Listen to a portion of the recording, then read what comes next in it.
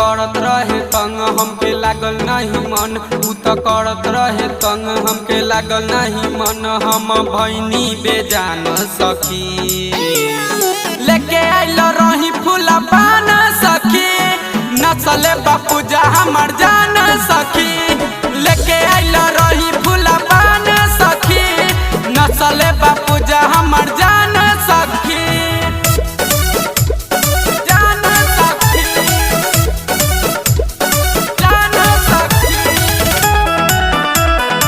Music by Shyam Dubey। पूजा करे गईनी बगल के गाँव रे, का कहीं सखी उ देखौले बछाऊ रे।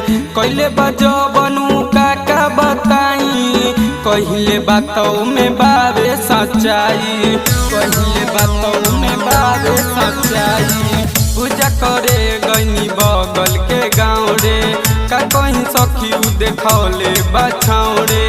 कैले बजो बनू का बताई, कहिले बातों में बाबे सच्चाई। हम भैनी परेशान सखी भइल ओइ जसाम, हम भैनी परेशान सखी भइल ओइ जसाम।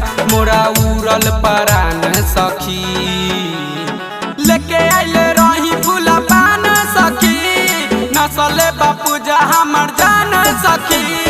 लेके आइल रही फूला पान सखी, नचले बापूजा हमर जान सखी।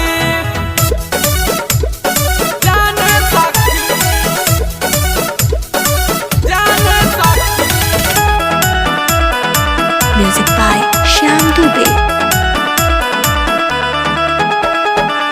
राइटर सनोज के संगे रहे आइल, देखी अचानक हमें ना बुझाइल।